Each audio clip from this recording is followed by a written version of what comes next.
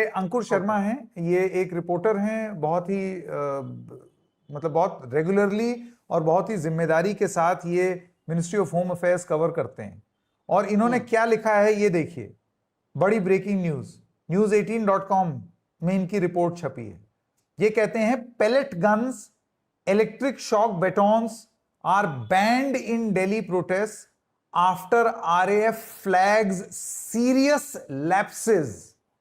Rapid action force ने सरकार को यह बताया है अपने रिव्यू में, 22 जुलाई को inspector general of rapid action force ने यह बोला है, video showed personal without helmets and body protectors, improper use of force under scanner, serious dissatisfaction over crowd control operation। खुद रैपिड एक्शन फोर्स के आईजी अपनी जांच रिपोर्ट में अंकुर जी ने बताया है कि वो ये बता रहे हैं, ये उनकी एक्सक्लूसिव रिपोर्ट है बाय द वे, जिसमें वो साफ साफ बता रहे हैं कि ये सारी चीजें अब बैन हैं। अब बैन होने का मतलब इस्तेमाल हो रही थी। कौन इस्तेमाल कर रहा था, किसने आदेश दिया? प्रोजेक्टाइल अटैक गन्स किसने इस्तेमाल की? Anti right guns, electric shock weapons, electric shields, ये सब कौन इस्तेमाल कर रहा था? पेलेट गन्स कौन इस्तेमाल कर रहा था? और दूसरी चीज, अनयूजुअल अमाउंट ऑफ फोर्स 20 जुलाई को किसने इस्तेमाल की? ये इसकी इजाजत किसने दी? रैपिड एक्शन फोर्स कह रहा है कि ज्यादा हो गया। अब सोचिए, अगर रैपिड एक्शन फोर्स ये चीज बोल रही है तो बन गया ना प्रेशर दिल्ली पुलिस पर। Government is on the back foot. Sohit, इस चीज में अब शर्म नहीं आनी चाहिए और साफ साफ बोलना चाहिए कि सरकार बैकफुट पर है 20 जुलाई के बाद। पुलिसिया कार्रवाई भी अब खुद पुलिस वाले कह रहे हैं कि ज्यादा थी। और ये दूसरी वाली स्टोरी जो है, जो आपने कही जी, ये अंकुर की जो दूसरी स्टोरी है, जिसमें वो कह रहे हैं कि rapid action force has found use of excessive force, यानी कि जरूरत से ज्यादा फोर्स का इस्तेमाल किया दिल्ली प्रोटेस्ट में। Says actions can't be justified. आप सोच रहे हैं रैपिड एक्शन फोर्स क्या कह रही है अंकुर जी की इस रिपोर्ट में? सोहित, रैपिड एक्शन फोर्स ये कह रही है कि हम इसको जस्टिफाई नहीं कर सकते जो चीजें हो रही थी दिल्ली की सड़कों पर पुलिस द्वारा।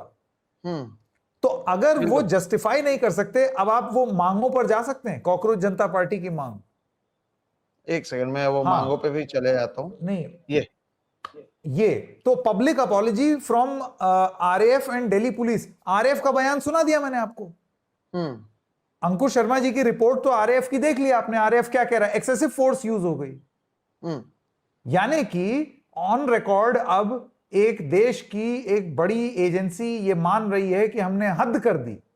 तो अब अपॉलॉजी तो is the very next step, और वो होगा ही होगा। तो जो सरकार, जो सबसे कठिन चीज थी वो उन्होंने, जिसको एकदम छाती से चिपकाए हुए थे धर्मेंद्र प्रधान, उनको हटा दिया। 1 करोड़ के लिए वो इन प्रिंसिपल मान ही चुके हैं। नो एक्शन अगेंस्ट प्रोटेस्टर्स, मैं आपको बता रहा हूं, इस पर भी बात चली रही है। और public apology from Delhi police and RAF में आरएएफ ने अपना स्पष्टीकरण दे दिया है और दिल्ली पुलिस भी देती ही होगी। अब तड़ी में नहीं रह सकती सरकार, नहीं रह सकती। ये जितनी चीजें हो रही हैं उसने वो तड़ी खत्म कर दी। बैकफुट पर हैं, बहुत क्लियरली बैकफुट पर हैं। और ये सारी चीजें जो अब आप देख रहे हैं ना, जो मुंह खोल रहे हैं, जो सूत्र बता रहे हैं, जो अब एक्सेसिव फोर्स की बात हो रही है, जो इस्तीफे लिए जा रहे हैं, जो एनटीए के अधिकारियों का टर्मिनेशन हो रहा है, जो फास्ट ट्रैक कोर्ट बन रहा है, और तो और जो रील वाली सेल्फियां ली जा रही हैं, ये सब इशारे हैं सोहित कि सरकार बैकफुट पर है 20 जुलाई के बाद। इसी से जुड़ा हुआ एक ऐसी मजाक में आपको एक चीज बताना चाहता हूं। आपको पता है, एक ऐसे वक्त में जब सरकार के ऊपर यह प्रेशर है कि वो शिक्षा क्षेत्र में बड़े बदलाव की घोषणा करे, आपको पता है सरकार ने क्या बोला है? न्यूज रिपोर्ट छपी है कि सरकार ने बोला है कि अब सिर्फ ट्विटर पर रहने से बात नहीं बनेगी, सारे मंत्री लोग इंस्टाग्राम पर रील भी बनाएं। ये सरकार की तरफ से मंत्रियों को बताया गया। अच्छा, सुनो, ये ट्विटर मत खेलो, रील बनाओ, रील, क्योंकि रील ने हमारा रेला निकाल दिया 20 जुलाई को और हमको पता ही नहीं चला। तो इस वजह से अब सरकार के मंत्रियों को कहा गया है कि रील बनाइए। रील बनानी आती नहीं है, क्योंकि ये जेनजी पूरी तरीके से जो लोग इस पूरे आंदोलन को ऑनलाइन फैड कह करके बदनाम कर रहे थे, ये ऑनलाइन आ जाते हैं, ग्राउंड पे नहीं आते, उस ऑनलाइन ने क्या कहर बरपा सोहित 20 जुलाई को, वो सब हम लोगों ने देख लिया है। अब सोहित, मैं जी। आपसे एक चीज और बताना चाहता हूं। हाँ सॉरी, पहले आप खबर बता दें, मजाकिया बात तो होती रही। नहीं, खबर तो यह है कि अभी देखिए एक एक चीजें सामने आने लग गई हैं। अभी ये मुंबई में आपको मैं बता दूं, दिल्ली से कम प्रदर्शन नहीं हो रहा था मुंबई में संकेत। जबरदस्त प्रदर्शन जो है मुंबई में दिन भर देखा गया। और अब मेरे व्हाट्सएप पर ऐसे मैसेजेस और ऐसे विजय उत्सव की जो तस्वीरें हैं वो सामने आने लग गई हैं। शाम 6 बजे 25 जुलाई को कहा जा रहा है मुंबई के शिवाजी पार्क में लोग जुड़ेंगे। हर रोज जुड़ रहे हैं संकेत, और बड़े पैमाने पर यहाँ पर जो लोग हैं वो आ रहे थे। तो ऐसी भी तस्वीरें अब सामने आने लगी हैं जहां पर लोग जो हैं वो जुड़ने लगे हैं। आपको अगर मैं बताऊं, अगर जब अभिजीत दीपके का मैंने 2 दिन पहले इंटरव्यू किया था, क्योंकि तभी सरकार से बातचीत चल रही थी, तब मैंने पूछा भी था, तो ऐसा तो नहीं होगा कि सरकार मीठे मीठी आपसे बात कर लेगी और आप जो है चीजें खत्म कर लेंगे। तो उसका भी उन्होंने जवाब दिया था। वो वीडियो भी मैं डाउनलोड कर चुका हूं, अगर आपकी अनुमति हो तो उसका भी एक छोटा सा हिस्सा हम लोगों को दिखा सकते हैं। तब भी उन्होंने ये बात कही थी। Please please. पॉजिटिवली अगर आप लोगों से बात की जाए तो यह आंदोलन खत्म हो जाएगा। आंदोलन की मांगे क्या क्या है, यह आंदोलन कब तक जारी रहेगा? आंदोलन सुमित भाई तब तक जारी रहेगा जब तक धर्मेंद्र प्रधान का इस्तीफा नहीं हो जाता। We are very clear about that. We are not going to call off the protest. ये प्रोटेस्ट तभी कॉल ऑफ हो सकता है या तो धर्मेंद्र प्रधान इस्तीफा दे दे या फिर ये लोग हमें जेल में भर दे। और अभी शायद से इन्होंने एनएसए वाला ऑर्डर भी ले लिया है। पुलिस कमिश्नर ने एनएसए वाला ऑर्डर ले लिया है कि प्रोटेस्टर्स को एनएसए के अंडर अरेस्ट कर सकते हैं, तो कर लो अरेस्ट यार। मतलब 16 मेट्रो स्टेशन बंद कर रहे, पूरे जंतर मंतर को आपने एक तरीके से एक जेल बना दिया है, एक बॉर्डर, इंडिया पाकिस्तान की बॉर्डर जैसा बना रखा है। अगर आपको हमें एनएसए के अंडर अरेस्ट भी करना है तो कर लो, लेकिन धर्मेंद्र प्रधान का इस्तीफा हम फिर भी मांगते रहेंगे। अच्छा, और ये आंदोलन जारी रहेगा जब तक धर्मेंद्र प्रधान खुद इस पद से नहीं हट जाते, ये बात आप लगातार कह रहे हैं? जी। आज अभिजीत एक चमत्कार हो गया आप लोगों के आंदोलन को। जो लोग सीरियसली नहीं ले रहे थे, भारतीय जनता पार्टी के लोग शायद इसे सोच रहे थे कि सोशल मीडिया से बढ़कर नहीं है, उन्होंने भीड़ देखी।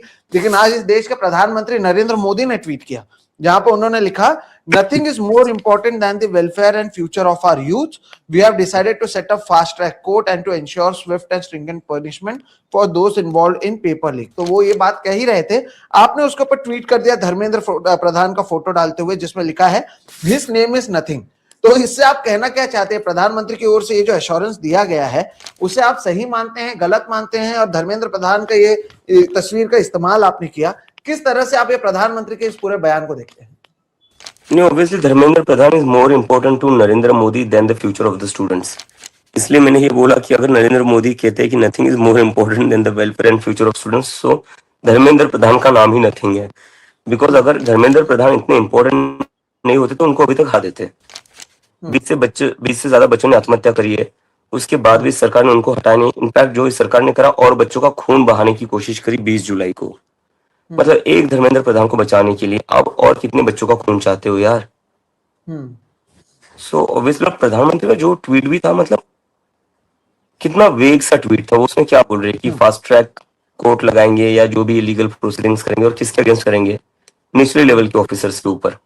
उसके लिए प्रधानमंत्री को ट्वीट करने की जरूरत क्या है? अगर प्रधानमंत्री को दिखाना ही है कि that he is serious about it and he is going to take concrete actions, तो करवा दे धर्मेंद्र प्रधान का इस्तीफा। तो करवा दे धर्मेंद्र प्रधान का इस्तीफा, ये बात कही गई और इस्तीफा जो है हो गया। और अब कहीं ना कहीं देश भर में इसकी बात हो रही है।